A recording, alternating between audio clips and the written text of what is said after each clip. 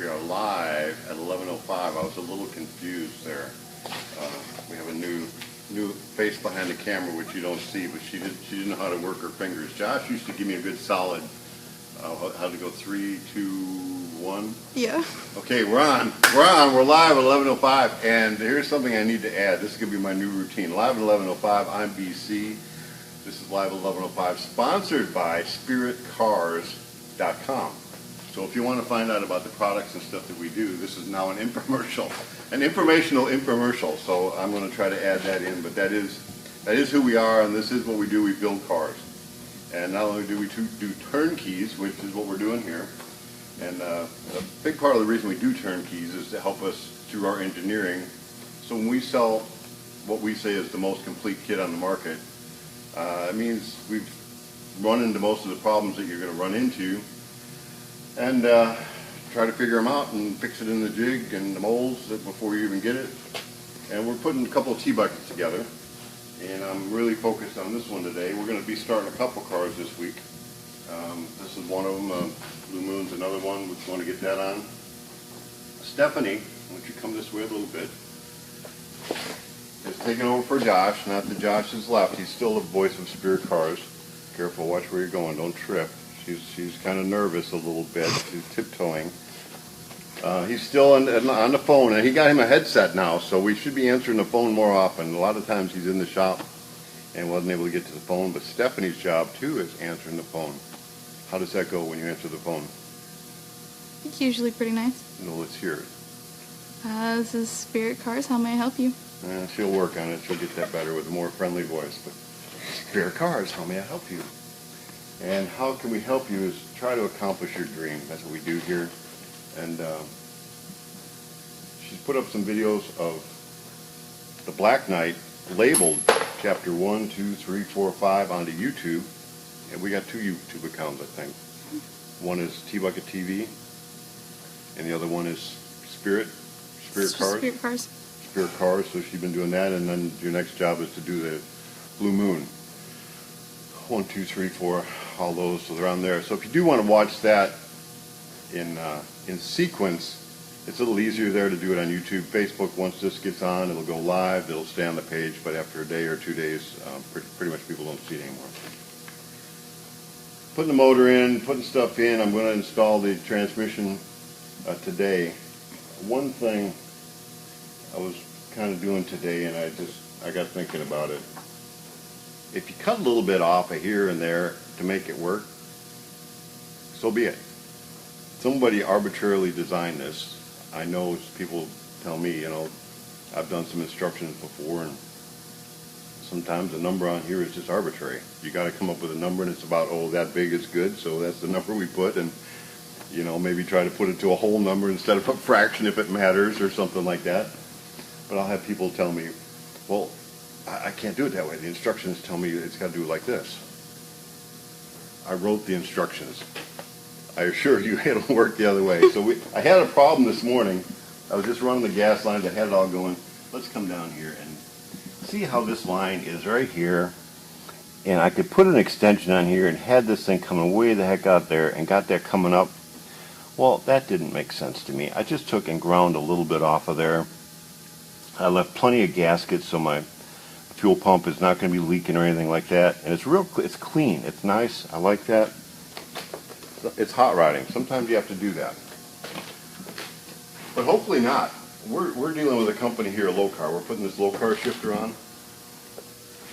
We're putting it on a 350 transmission, 350 turbo. And I asked this question the other day because on the Black Knight, these were in the way of the body, these little tabs. See these tabs? And nobody gave me an answer yet. What are these tabs for? Nobody's ever used it for anything. And we have our speculations, and my transmission guy gave me his pretty thorough what he believed they were for. But if you know what that is for, tell me.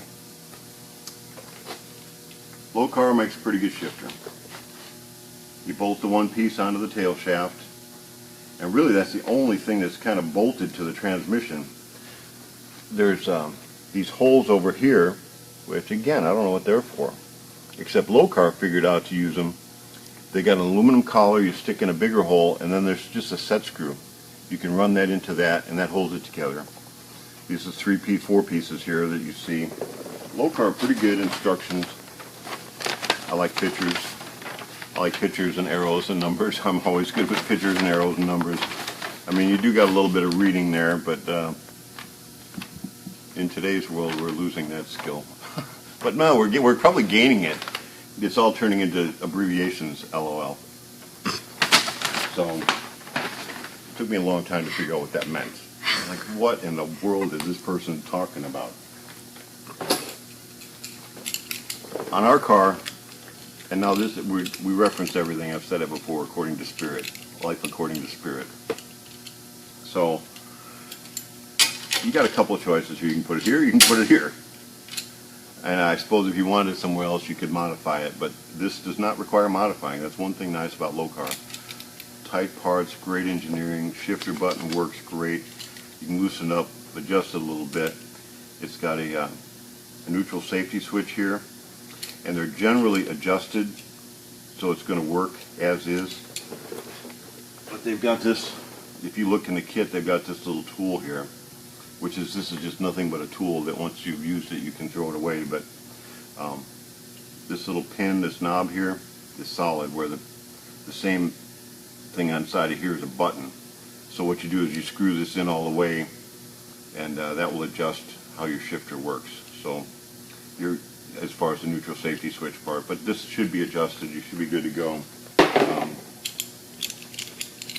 I'm not even going to go into that more. If you get this shifter, it'll be more in depth in the instructions. I don't want to confuse you too much. So on ours, we don't want to be too far under the dash. If you go into the first ones, you're going to have your shifter a little farther under the dash. If you put them in the back holes, it's going to be more into the floor. Lokar has a taller shifter too. I think they have 3 sizes, and then they have a very, very tall one. Now it looks like a standard shift, but this is actually an automatic transmission.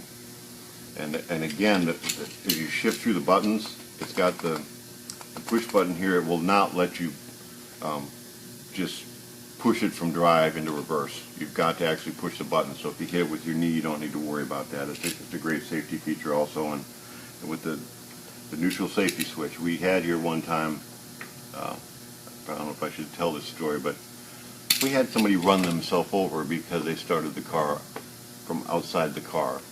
And I'm not sure what was worse, the damage he did onto the car, or the fairly significant he did breaking his leg and all the rest of it. I was mad enough I would say the damage to the car upset me more. But nonetheless, be careful. We used to do a car build all the time at the car show. Some of you may have seen that. And I always started the car at that event after we just built it with volunteers. I never trusted it would be in neutral. I always rocked the car. If you rock the car, you can tell that it's in park. If you can push it, it's not. So if you're going to start the car from outside the car, and I understand we do that. Sometimes you just want to show off your motor. Make sure it's in park, and at that point, if you're going to do it, don't trust your neutral safety switch. Rock the car. Make sure it's in park, because that thing could start and run people over and be dangerous. But check your neutral safety switch. Have it working before you say, all right, my shifter works. You do have to do a little figuring on the Lokar setup here. This is about the only figuring you have to do. So I've got my shifter here. It goes this direction. For my linkage, you've already got the bracket that goes onto the shifter for the transmission, which is over here. Kind of see that. I've got it masked off here, but it goes onto the existing shifter. Make sure that when you shift it, it's in, you know where park. Run it through the gears. You got a rod end that'll bolt on the back side here. Threaded rod goes onto this. Now this is not like a lot of our drag links or our pan hard bars or anything like that, where we have left-hand and right-hand threads where you can just turn it in the middle and they both get bigger or they both get smaller. This one you physically have to take off because they both thread the same direction. But once you get it threaded, you can see that this is going to be obviously much too long here. So we'll have to cut that down and A lot of times, I guess this can be our last tip for the day. When I cut it off, I'll run a bolt on past where I'm going to cut it. That way when I cut it, I can kind of clean it with the file. But then when I run the bolt back or the nut back off of it, it helps clean my threads too, and I can put it back on and off, and I don't have to re-tap my threaded rod. So that just makes it a little easier. Not a bad job. I started on this just a couple of minutes before Marvin here came out, before Stephanie came out. By the way, Marvin, Stephanie, if you're watching this, they're friends of ours. Hello. Haven't seen you guys for a while. Hope all's well. So we're there. This is coming together. Oh no, I can't leave you with that other tip. This is a much more important tip. Matter of fact, this is why I did the whole video today, for this tip alone. Again, everything's referenced to Spirit, but it'll work a lot on different cars. I've got my shifter here. My body needs to go on there, and I've got to have a hole here. And it is a royal pain in the butt if you're trying to hold the body, two guys holding the body up here and trying to mark the bottom of the car or getting this thing to fit. The body has got body mounts already. So these are the tabs for the body mounts. The holes are already drilled into the car itself. So I have a reference point in the floor of the car. I have a reference point here. So since I have these two reference points, I can measure between these to the center of where I want that, and I can put a straight line there, and I can measure back and forth to where I need to cut the hole for my shifter. You may want to start fairly small. I mean, you don't want to cut a giant hole because the shifter boot's not that big, but that will absolutely get you close, and that way when you put your body on it, it's going to go, I mean, worst case scenario, it's going to go at least over the hole, and you can mark it from the top and see where it goes, and maybe cut twice. We've done it so many times on this particular car, we seldom have to cut twice, but if it's your first time, it's better to cut twice than have to add some to it. So that's it for today's technical stuff. You know how we end these things, Stephanie? Don't end it yet. Don't push that button. Oh, that's right. You've watched a bunch of these videos. I've watched so you know it's a ton of these. What are the names of the books? I don't remember. Well, you will by the time this is over. We have Coffee Break Contemplations.